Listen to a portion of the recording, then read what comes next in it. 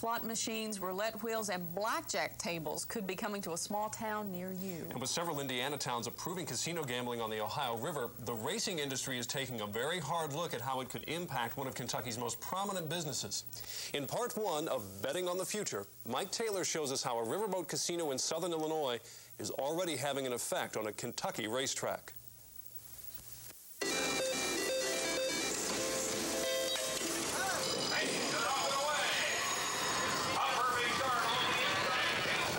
It was supposed to be an exciting time. Finally, live thoroughbred racing had come to far western Kentucky. On this damp final night of his 27-day meet, the small crowd at Bluegrass Downs told only part of the story. Track general manager Jed Steffi tried to see the positives. Well, I'm terribly disappointed with the handle. Sure. Financially, this meet has not been what anyone could consider a great success, but I think it is a meet that we can build on for the future. The Paducah area weather was not cooperative this fall. Most people, however, were pointing the finger of blame about 7 miles down the Ohio River. Players Riverboat Casino at Merv Griffin's Landing brings a whole new meaning to the word fun. So come on board, forget your worries for a while. It's showtime. On this evening, the casino riverboat remained tied to the Metropolis, Illinois shore, but it was filled with people. Some estimates are that the riverboat drew away as much as 40% of the racetrack's business. For the most part, bettors I talked to in the Paducah area appeared loyal to one type of gambling or the other. I like watching the animals and that compared to sitting over at the gambling tables, just betting your money away. What do you like about casino gambling? Winning money. And you do that all the time, right? Not all the time.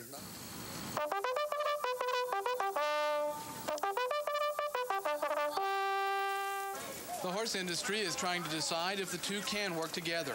You see practically every racetrack in the country scrambling frantically somehow to get involved with casino gambling. So apparently the industry as a whole sees some sort of a marriage with other forms of wagering as its ultimate salvation, or at least short-term as a salvation. In a sense, there's already a marriage between casino gambling and thoroughbred racing. With this track running out of money and in danger of closing down this meet, the nearby Riverboat Casino came to the rescue. The casino owners advanced the track enough money to keep operating and then bought the track. Players International is gambling that Kentucky will eventually approve casinos and allow them to operate only at racetracks. Definitely are hoping that, that does go a positive way, the casino end. But, in addition to that, we're going to utilize it. We're going to have a very world-class thoroughbred meet. Over 250 miles up the Ohio River, a similar situation is brewing. Turfway Park Racecourse sits about 20 minutes from 3 Indiana counties that recently approved riverboat casinos. Turfway and Ellis Park, across from Evansville, will join Bluegrass Downs as tracks that will soon go head-to-head with casino gambling. It will affect our track anywhere from 35 to 41%. And with that, for a track like Turfway, it basically, in all candor, puts us out of business. If Kentucky ties casinos to racetracks, Jerry Carroll has big plans for the land around his track. Up to $325 million in developments that would include a hotel, covered theme park, convention center, and restaurants. For Turfway and Kentucky's other tracks to put their plans into action, the General Assembly will first have to give you a chance to speak out on casino gambling at the polls. Mike Taylor, 18 News.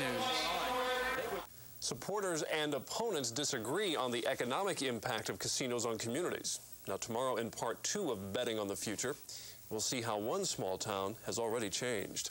Well, the sunshine was gorgeous today, but it was deceiving. It was still quite cool with the little breeze out there. Cool? Come on, we're above 60 degrees almost. We're on sale. 2 for only $5.49. Come on, get that 30 wonderful feeling to go.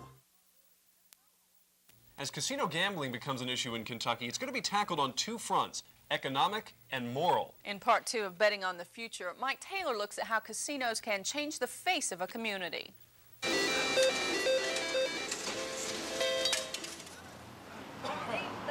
This is Metropolis, home of Superman.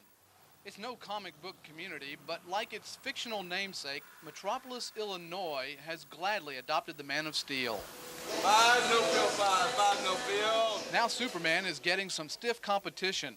In February, the Players Riverboat Casino rolled into town. But some local folks weren't easily impressed. They thought the vote would bring in a lot of stuff that I didn't want or anybody else wanted in the city, but like I say, so far we haven't seen anything like that.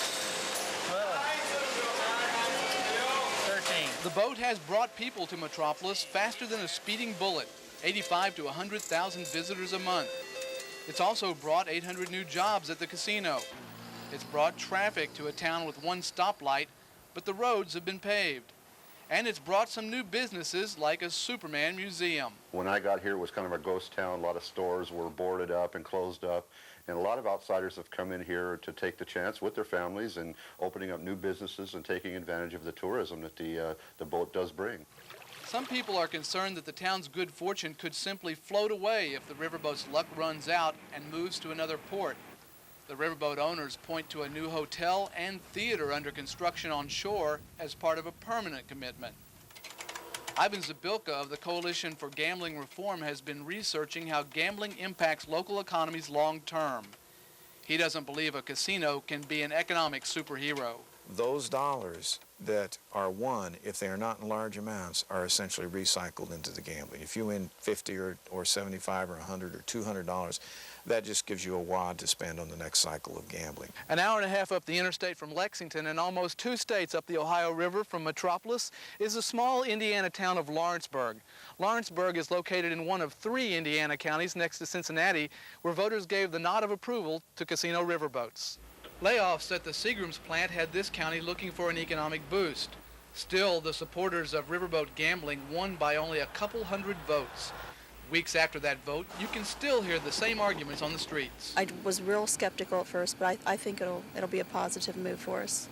What sold you on it? Jobs. I think that in the line of work I'm in, it may bring some job security to me as far as being more possible DUI cases, you know, people getting off the riverboat after having a few too many. They're going to bring a lot of traffic in here that I'm not sure we're equipped to handle. City officials say becoming equipped to handle those problems will take good planning. I think you do that by gathering as much information as you possibly can, by looking at the experiences of other communities, trying to learn from their mistakes. It will be years, maybe decades, before the total impact of casinos on these communities is known. But for now, the communities of Metropolis and Lawrenceburg see it as a chance worth taking. Mike Taylor, 18 News. Well, however they impact communities across our borders, one thing is certain, those casinos will attract Kentucky gamblers. Friday on Part 3 of Betting on the Future, we'll look at how some Kentuckians want to fight back. Time to talk travel weather for the Thanksgiving holiday. Any problems expected? Take an additional 30% off selected clearance merchandise from 8 a.m. until 1 p.m. only at McAlpin's. Whether you like it or not, casino gambling is getting closer to home. Casino riverboats will be located on the Ohio River in Illinois and Indiana. In Part 3 of Betting on the Future, Mike Taylor explains who is lining up to fight for and against legalizing casinos in Kentucky.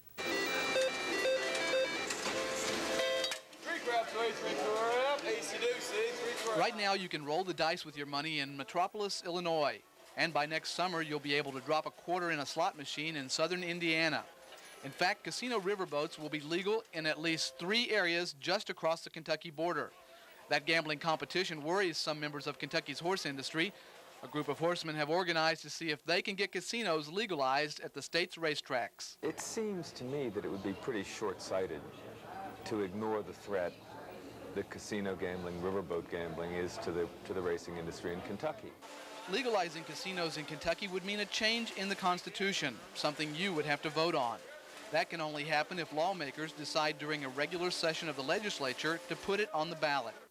Kentucky Speaker of the House says a lot would have to change before the 1994 session. I don't think there's much support from my conversations with members. You know, Kentucky's a pretty conservative state. You've got a lot of people who, for religious or other reasons, are people who don't think that's a very good way to finance government. Stand up and say enough is enough against gambling, and we're not going to have any more. Those conservative elements include organizations like the Temperance League. the first organization to put together a rally against casinos. They've been joined in the fight by Southern Baptists, the Kentucky Council of Churches, and next month, the state's Catholic bishops will take a hard look at casinos. Reverend Claude Witt of the Temperance League says opponents have a lot more help than they did when they fought the lottery and lost. We have seen the graft and the greed that has come with the lottery, and we intend to build upon that atmosphere and bring it back to the people of Kentucky and remind them of what they voted for and what they got. Kentucky's governor is interested in finding out how casinos will affect the state. Governor Brereton Jones says before he can take a position, there is something he wants to find out. I think you have to look at all of this from the standpoint of jobs and what it does to the economic well-being of the community. Does it hurt it or does it help it?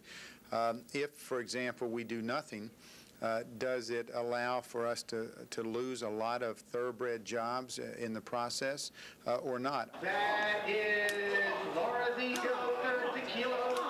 Jones, a horseman himself, is waiting for a study he hopes will answer those questions. That study is expected back in the next couple weeks. For casino gambling to even get out of the gate in Kentucky, it's going to take a good sales job, and observers believe that sales job will take a unified effort by the horse industry. It's something that must be not only looked at not because of casino, but because of the revenue that it would be projecting, the enhancement and protection of the horse industry and jobs. And we can't sell it any harder than, that's what every state's looking for. If lawmakers do not consider a casino amendment in this session, it would be 1996 before they can try again. Former Governor Julian Carroll, who represents mountain racing, says that would be too late. It's an old question for Kentucky. Do we anticipate something bad that's going to happen to us and prepare for it, or do we let it happen and then try to dig our way out? So getting casino gambling on the ballot will come down to whether lawmakers are convinced of the moral and economic effects on the state. With riverboat casinos already floating up the Ohio River, however the cards fall, Kentucky is betting on the future. Mike Taylor, 18 News. Thank you, Mike, for that series. Time to talk weather and some changes this weekend. Yes, certainly. We have warm rain right now.